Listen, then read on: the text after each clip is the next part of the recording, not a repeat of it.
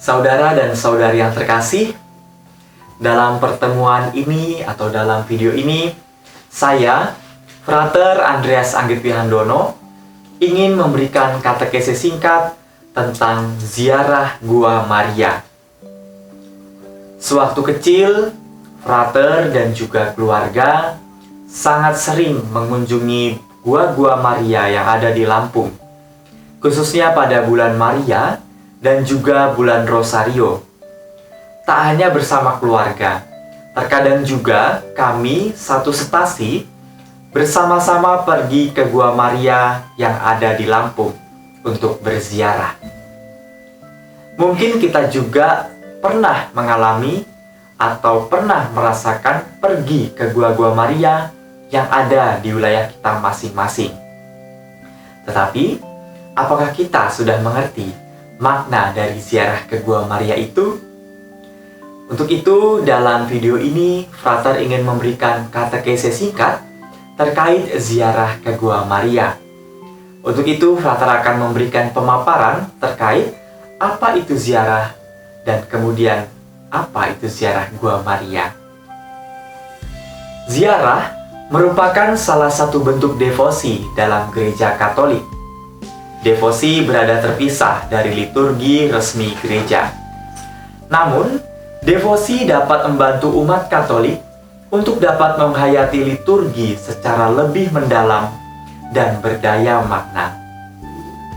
Menurut konstitusi liturgi Sacrosanctum Concilium nomor 12, umat Katolik diundang untuk berkanjang dalam doa untuk menjumpai Allah yang tersembunyi sesuai dengan nasihat Paulus. Kata devosi berasal dari bahasa Latin devotio, yang berarti kebaktian, sumpah, kesalehan, dan cinta bakti. Untuk itu, menurut arti katanya, istilah devosi menunjuk pada sikap hati dan perwujudannya yang mengarahkan seseorang pada sesuatu yang dijunjung tinggi atau diagungkan olehnya. Dalam gereja Katolik, devosi dipahami sebagai bentuk penghayatan dan pengungkapan iman di luar liturgi resmi. Sehingga dalam devosi, umat melakukan praktik pengungkapan iman dengan lebih spontan dan lebih bebas, baik secara pribadi maupun bersama. Praktik ziarah dalam gereja sudah ada sejak abad-abad pertama.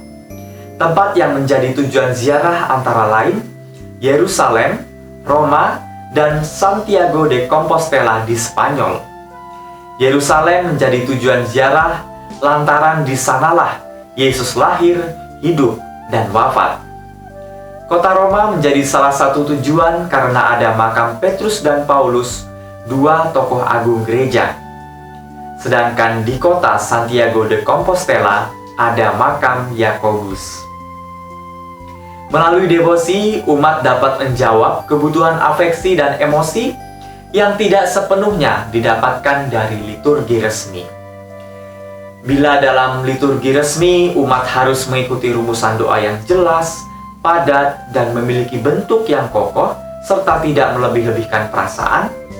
Dalam devosi, umat dapat memenuhi aspek afeksi, perasaan, dan emosi manusiawi. Sebab, yang utama dalam devosi bukanlah rumusan doa yang indah dengan kepadatan makna teologis, tetapi unsur perasaan yang mampu menjawab kerinduan umat di bidang afeksi dan perasaan. Ziarah ke situs-situs Maria mulai populer pada abad pertengahan. Situs yang ramai dikunjungi adalah tempat-tempat penampakan Bunda Maria. Tempat-tempat yang dipercaya sebagai tempat penampakan Maria menjadi tujuan ziarah karena Maria tidak memiliki makam. Sebab gereja mempercayai bahwa Maria terangkat jiwa dan raganya ke surga. Sampai saat ini, Gua Maria di Lourdes dan di Fatimalah yang paling banyak dikunjungi. Sebab di sanalah Maria menampakkan diri. Dalam perkembangan selanjutnya, mulai bermunculan tempat ziarah lokal bagi Bunda Maria. Tempat tersebut biasanya dianggap keramat oleh masyarakat setempat, Tetapi kemudian tempat itu disucikan bagi umat Kristiani. Seperti misalnya Gua Maria Sendang Sono yang ada di Kulon Progo, Gua Maria Sriningsih yang ada di Klaten, Gua Maria Padang Bulan yang ada di Lampung, Gua Maria Bunda Kraiman Ilahi yang ada di Sekincau, Lampung, dan masih banyak lagi. Kita semua tentu tahu situs-situs ziarah Gua Maria yang ada di wilayah kita masing-masing. Gereja mengharapkan bahwa devosi kepada Maria dapat mengantar umat pada penghayatan liturgi. Namun, bukan berarti bahwa devosi kepada Maria ini dimasukkan ke dalam liturgi. Devosi kepada Maria harus membawa umat menuju persatuan dengan Sang Pencipta dan hidup seturut kehendaknya. Saudara dan saudari yang terkasih, itulah sekilas sejarah, makna, dan tujuan dari ziarah.